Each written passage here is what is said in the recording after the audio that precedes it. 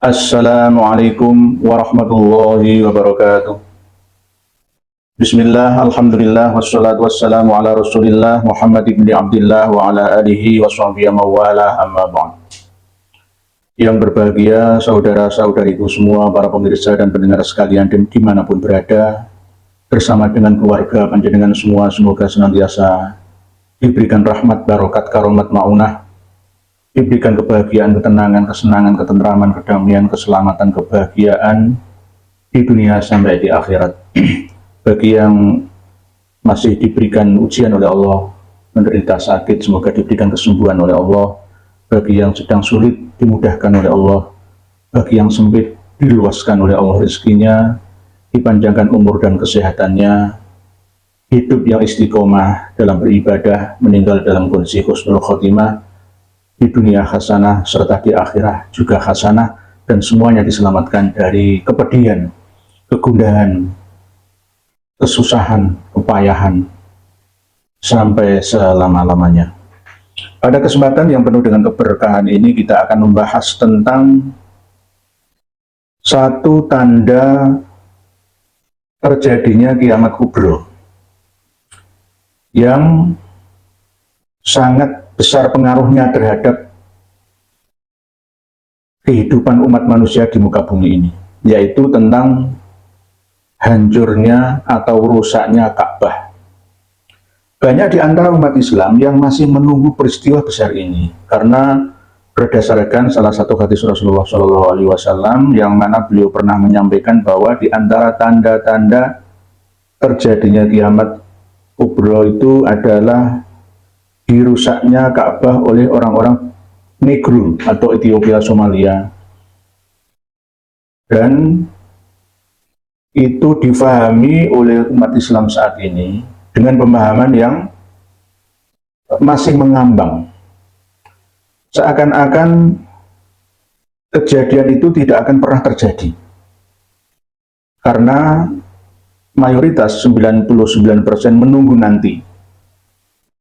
Ini yang perlu saya sampaikan, tidak usah ditunggu lagi. Rusaknya Ka'bah itu sudah pernah terjadi, yaitu tahun 317 Hijriah. Bersamaan dengan itu, hijrahnya Imam Ahmad Al-Abah Al-Attaj atau Al-Nafat berangkat, ada yang mengatakan dari Basrah ke Madinah dulu, baru setelah berada di Madinah lalu berhaji ke Ka'bah pada tahun 318 Hijriah. Kita akan fokus pada bahasan tentang kejadian besar kiamat kebangkitan orang-orang Negro di Afrika Utara yang didukung oleh dinasti Fatimiyah. Ubaidillah Al-Mahdi yang seorang Yahudi selama 2 abad berturut-turut menguasai Afrika Utara, yang akhirnya dibasmi, ditumbangkan oleh Salahuddin Al-Ayyubi, seorang pejuang Islam atau Sultan Saladin. Kalau dalam film itu kan ada Sultan Saladin, bahasanya orang Eropa kan Saladin. Salahuddin Al-Ayyubi, beliau orang asli Irak ya, seorang pejuang yang sangat-sangat hebat dalam membela Islam pada waktu itu. Karena Salahuddin Al-Ayyubi adalah seorang Sunni, dinasti Ubaidillah Al-Mahdi adalah seorang Syi'i yang mendukung juga melindungi Syiah yang ada di daerah Irak, Iran, Bahrain, sampai ada sempalan Syiah Ismailiyah yang bernama Syiah Qoromitoh yang sangat ekstrim atau gulat, yang sangat-sangat fanatik, buta terhadap Imam Ali karramallahu wajhah. Ka'bah itu sudah pernah hancur pada tahun 317 Hijriah, alias 3 abad lebih sepeninggal ya Rasulullah SAW. Dan itu tidak perlu ditunggu lagi. Berarti ketika itu sudah terjadi, maka kiamat pun sudah berlangsung sampai sekarang ini. Nah, nanti apakah akan terjadi lagi? Ya wallahu a'lam. Siklus kiamat 100 tahun sekali itu akan tetap berjalan selamanya, mada mati samawat wal ard, selama masih ada langit dan bumi, selama masih ada kehidupan ini. Jadi bila ada yang masih bingung tentang teori kiamat ini, maka kembalikan dulu ke akar bahasa. Kiamat itu artinya adalah bangkit, kebangkitan. Baik kebangkitan fisik manusia yang sudah ada di muka bumi ini, bersemangat bangkit dari penjajahan, bangkit dari penindasan, bangkit dari kegelapan, atau bangkit justru malah melakukan kerusakan. Itu namanya kiamat. Bisa juga ditarik ke yaumul ba'ats, yaitu kebangkitan jiwa, sukma roh manusia yang sudah meninggal dunia, lahir kembali menjadi manusia baru yang akan menerima balasan amal perbuatan baik ataupun buruknya ketika dia masih hidup pada kehidupan masa lalunya.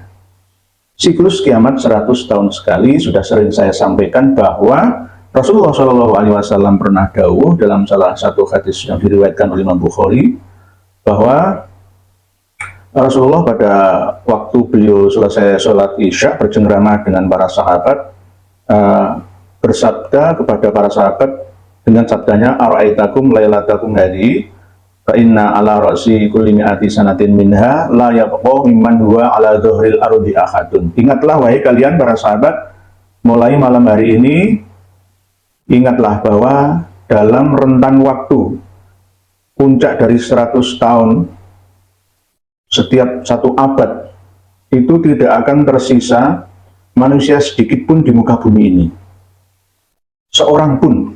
Dalam artian bukan seluruh umat manusia di penjuru muka bumi ini meninggal dunia, hancur luluh lantak semua, tidak. Masih ada kehidupan-kehidupan yang lain. Buktinya sampai sekarang ini khalidina fiha abada. Selagi langit masih menaungi, selagi bumi masih pantas untuk ditinggali, maka gelar kehidupan, drama kehidupan manusia itu akan tetap ada. Jadi wajah-wajah kita, gambaran tubuh kita, fisik kita, fisik kita ini 100 tahun lagi sudah tidak akan beredar di muka bumi ini. Gantian generasi yang lain, dan seterusnya dalam siklus 100 tahun sekali. Begitu juga ketika Rasulullah SAW dawuh tentang akan adanya mujaddid atau pembaharu yang juga Allah bangkitkan dalam setiap 100 tahun sekali. Innallah yab'atsu li hadhil ummah ala ra'si mi'ati sanatin man yujaddidu lahadina. Sesungguhnya Allah akan membangkitkan atau mengutus orang untuk umat ini, ya, yang mana orang tersebut akan memperbaharui pemahaman tentang agama umat, agama mereka. Umat Islam ya Imam Mahdi, orang Jawa ya Ratu Adil, Ratu Satrio Piningit dan lain sebagainya. Jadi pemahaman orang per orang, negara per negara, tergantung bahasa per bahasa itu juga beda-beda tentang Imam Mahdi ini. Intinya adalah mujaddid pembaharu, itu yang dinamakan Imam Mahdi. Jadi Imam Mahdi sudah kita bahas pada sesi yang lalu, bahwa Imam Mahdi itu tidak hanya sosok satu orang saja, tidak, tapi bisa berpuluh bahkan beratus-ratus orang di setiap tempat yang ada di penjuru muka bumi ini. Kembali kepada bahasan tentang kiamat, bahwa kiamat itu sudah terjadi, tidak perlu ditunggu lagi. Yang ditunggu adalah apa? Ya, kiamat bagi kita sendiri secara suhro. Dalam lingkup kecil kita akan mengalami kematian dan akan dibangkitkan setelah mungkin dalam rentang waktu, tergantung kita meninggal dunia itu umur berapa. Terus amal perbuatan kita pun ekses, ya, akibat buruknya itu juga sampai seberapa. Seberapa beratnya timbangan buruk atau baik kita, atau hitungan amal baik buruk kita, tergantung itu juga. Bisa dibangkitkan tanpa hisab, bisa dibangkitkan dengan bulatnya hisab. Dakhalal jannah bi ghairi hisab atau dakhalan nar bi ghairi hisab. Ini yang menentukan adalah kita sendiri. Jadi itu yang namanya kiamat. Jadi kiamat itu mempunyai arti yang sangat-sangat banyak, ya, lebih dari 20. Yang mana semuanya memiliki korelasi dengan pemahaman yang hampir sama. Jangan bingung, kiamat itu bukan hancur, bangkit, koma yakumu kiaman. Bangkit, benar-benar bangkit, benar-benar lahir, benar-benar menjadi manusia baru lagi di muka bumi ini. Dengan roh, jiwa, atau sukma yang sama, isinya, aplikasinya sama. Cuma hardware-nya, jasmaniah atau tubuhnya, jasadnya saja yang berbeda-beda. Para pemirsa dan pendengar sekalian rahimakumullah, tentang rusaknya Ka'bah ini adalah bagian daripada kerusakan besar di muka bumi ini, dan itu sudah terjadi tahun 317 Hijriah. Kita ingat peristiwa itu bersamaan dengan hijrahnya Imam Ahmad bin Isa Ar-Rumi, yang mana masih terjadi perdebatan hijrahnya ini. Ya, kalau di dalam kitab-kitab yang mutabar, ya hijrah dari Basrah ke Hadramaut Yaman, melalui Syam dulu, baru ke Madinah, baru ke Makkah, baru ke Yaman. Ada yang menerangkan seperti itu dari ahli sejarah penduduk Yaman, misalkan semisal Al-Jundi bin Samurah dan lain-lain. Tapi menurut pengetahuan dari sisi sejarah lainnya, hijrahnya itu ilal Masyriq alias ilal Indonesia.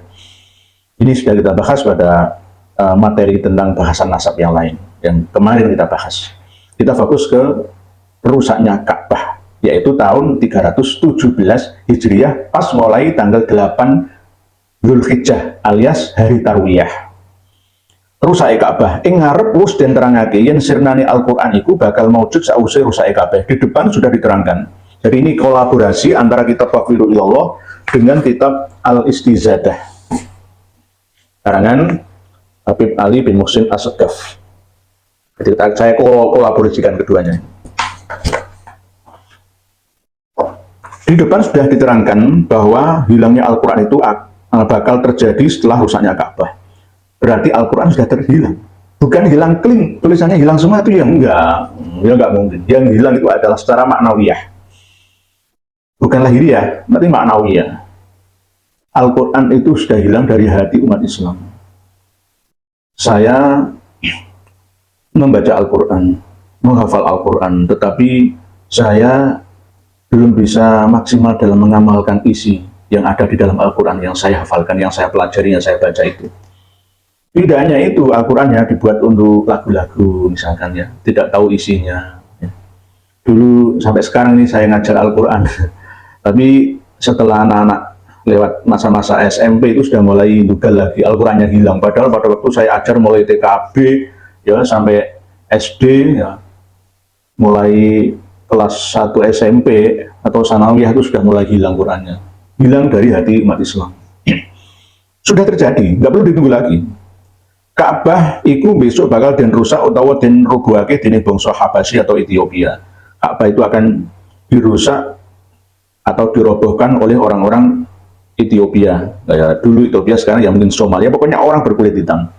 Jadi ini saya komparasikan dengan Al-Istizadah. Walam yash'ur al-hujjat bima kata yaumat tsamin min Dzulhijjah min am 317 Hijriyah illa waqad wafahum adu wallahi Abu Thahir al-Qaramiti fi askan jirorin fadakhalu bi khailihim wasilahim ilal masjidil haram wa wada'u sayfa fi ta'ifin wal musallina wal muharrimina ila an qatalu fil masjidil harami wa fi makkah wa sya'biha nahwa 30,000. Jadi pada tanggal 8 Dzulhijjah tahun 317 Hijriah, pas hari Tarwiyah, para jamaah haji dari seluruh dunia tidak tahu akan rencana busuk dari seorang yang bernama Abu Thahir al-Qaramiti atau Syiah Qaramitoh, sempalan dari Syiah Ismailiyah, yang membawa ribuan laskar atau tentara untuk dan sengaja untuk mau menghancurkan Ka'bah. Mereka masuk ke Masjidil Haram dengan membawa pedangnya, ya, padahal di Masjidil Haram, di tanah haram itu kan tidak boleh menumpahkan darah. Oh, mencabut pohonan saja tanpa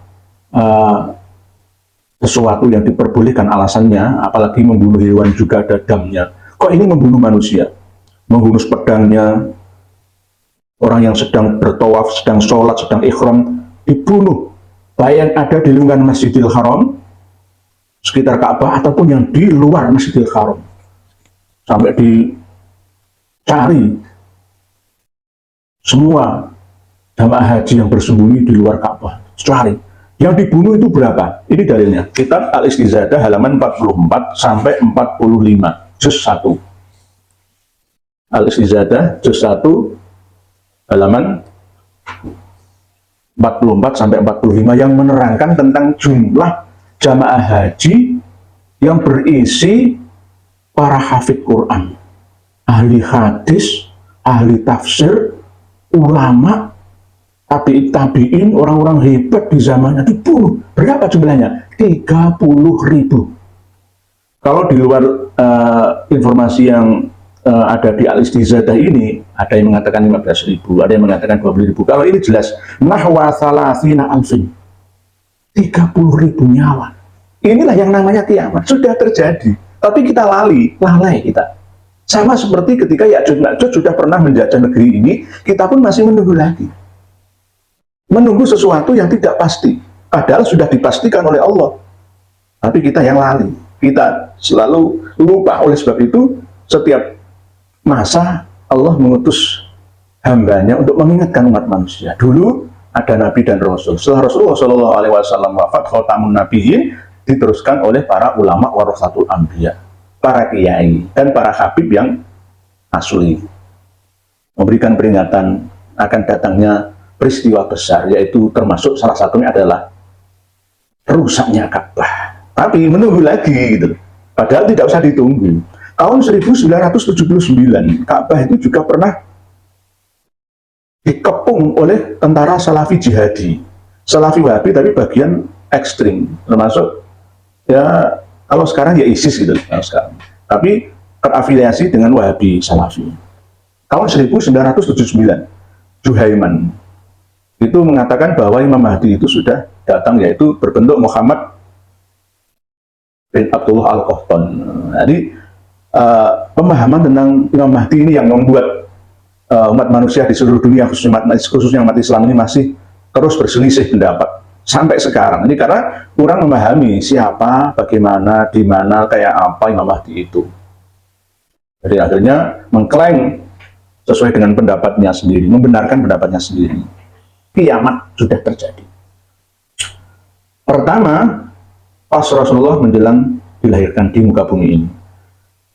Kedua, setelah Rasulullah meninggal dunia 3 abad atau 300 tahun lebih. Ya, kalau dihitung dari hijrahnya Rasulullah tahun 51 tahun beliau hijrah ke Madinah, hitung berarti 13 tahun ya, 63 beliau wafat, berarti 300 tahun lebih sedikit. Ka'bah hancur luluh lantak, dicongkel pintunya, tempat pembendaraan penyimpanan barang-barang antik semua dirampas, dijarah. Hajar Aswad dicongkel dari tempatnya, dibawa ke Hajar, ke daerah Bahrain, bahkan pernah dibawa ke Kufah ya oleh Abu Thohir, seorang Syiah Qaramitoh. Jadi berarti kita sudah memasuki, menjalani, berada di dalam siklus kiamat itu. Sampai nanti menunggu, jika sesuai dengan pendapat Imam As-Suyuti, umat Islam tidak akan lebih dari 1500 tahun atau 1477 tahun. Sekarang dari hijrahnya Nabi kita sudah 1444 Hijriah akhir. Besok berapa hari lagi ini kita akan masuk 1445 Hijriah. Tinggal 2 tahun lagi. Berarti tepat dengan 1924 kehancuran Turki Utsmani, kebangkitannya ya 2024 besok itu. Tunggu apa yang akan terjadi. Harapan kita dunia semakin membaik. Harapan kita seperti itu. Kita merdeka belum 1 abad. 1945 masih nunggu, sekarang baru 7 besok 78. Ya, semoga Indonesia semakin jaya. Di 2024 semakin jaya, kaya raya, merdeka, mandiri bangsanya, dan masa depannya cerah semuanya, di dunia sampai di akhiratnya. Jadi ini harapan kita. Jadi jangan sampai kita berlebihan ya dalam menganggap bahwa Ka'bah itu adalah sesuatu bangunan yang paling dilindungi oleh Allah di muka bumi ini. Ya tidak. Buktinya Ka'bah juga pernah dirusak oleh umat Islam sendiri ya. Si Qaramitoh ya Islam sama. Islam tapi Islam yang kurang ajar, istilahnya begitu. Pada waktu Rasulullah mau dilahirkan, ya dilindungi dari Abraha, tentara bergajah, diabadikan dalam surat Al-Fil itu.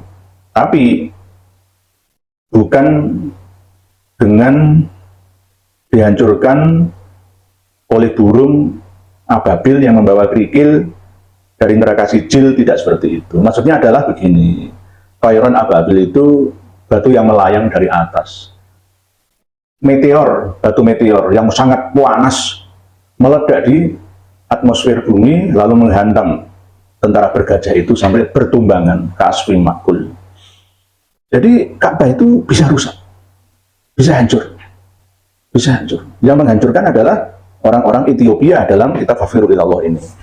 Tapi kalau dalam kitab Al-Istizadah ini sesuai dengan sejarah bahwa memang ini ada pemberontakan orang-orang negro, ya, orang-orang kulit hitam ya, dari Somalia, dari Ethiopia, dari Libya, dari penduduk Mesir asli sebelum kedatangan orang-orang Arab yang menguasai jazirah Egypt atau Mesir ya, yang akhirnya ikut serta dalam tentara Abu Thohir ya, dan kawan-kawan ikut serta menghancurkan Ka'bah.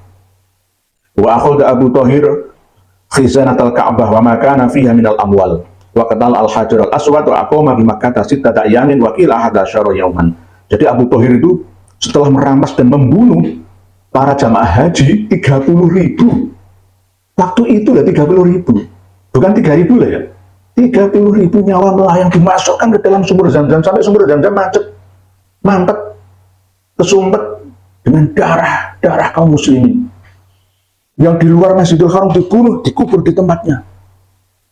Tidak ada batu nisan, itu nggak ada tanda-tanda kuburan, nggak, terus dikubur. Ada yang dipenggal, ada yang dibunuh, padahal tanah haram. Ya Allah, naudzubillah, summa naudzubillah. Kejahatan luar biasa besarnya, inilah yang namanya kiamat kubro.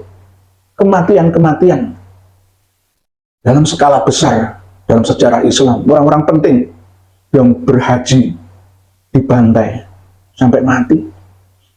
Naudzubillah, cuma naudzubillah. Kok kita yang hidup sekarang ini masih menunggu lagi, itu bagaimana? Ya mungkin nanti akan terjadi lagi siklus kiamat 100 tahun, 1 abad itu akan terus berlangsung. Ya contohnya lagi itu tadi 1979 Juhaiman ya, yang merubah sampai bertahun-tahun ya kekuasaan dinasti Saudi Arabia atau Saudi Al-Arabia, sehingga berhaluan Wahabi, berhaluan Salafi, melarang warganya untuk yang perempuan nyetir mobil, dilarang konser musik dan lain-lain. Sebelumnya tidak. Sebelumnya Saudi Arabia itu merdeka, sedikit bebas berkarya seperti manusia lainnya. Tapi setelah adanya pemberontakan oleh Juhaiman dan kawan-kawan tahun 1979 itu, maka corak kepemimpinan politik yang ada di Saudi Arabia berubah. Sampai sekarang mau dikembalikan lagi ke tahun sebelum 1979 oleh Pangeran Muhammad bin Salman bin Abdullah sekarang ini. Jadi bisa juga Muhammad bin Salman bin Abdullah ini ya Imam Mahdi versi Saudi. Bisa juga terjadi seperti itu. Jadi kita bayangkan orang yang tidak berdosa, tidak siap untuk perang, dibunuh semena-mena oleh Syiah Koromito karena memang dilindungi oleh dinasti Fatimiyah. Ubaidillah Al-Mahdi yang mengaku Imam Mahdi sama kalangan dari Abu Thohir ya, seorang Koromito itu juga meyakini kedatangan Imam Mahdi itu berasal dari golongan mereka. Dan selalu begitu terus sampai sekarang ini. Tafsir tentang Al-Mahdi itu selalu berbeda-beda karena tidak dikembalikan ke akar masalah kata-kata bahasa etimologinya. Mungkin demikian yang dapat saya sampaikan untuk renungan kita bersama, bahwa rusaknya Ka'bah, hancurnya Ka'bah itu sudah pernah terjadi sebagai tanda kiamat kubro, kehancuran besar di muka bumi ini. Tidak perlu kita tunggu lagi, berarti kiamat sudah dan sedang berlangsung di muka bumi, silih berganti dari generasi ke generasi. Coba kita cermati dan kita pahami bersama apa yang saya sampaikan ini. Kita ngaji bersama, tidak ada yang menggurui. Mohon maaf, ini bukan masalah ilmu nasab, ini ilmu pengetahuan terkini dari kitab Hafirul Ilallah. Saya update dengan pemahaman kitab Al-Istizadah, kolaborasi antara dua kitab. Dan juga bila kita runut ke hadisnya juga banyak yang menerangkan tentang rusaknya Ka'bah. Demikian, semoga bermanfaat. Wallahu a'lam bishawab. Akhirul kalam. Wassalamualaikum warahmatullahi wabarakatuh.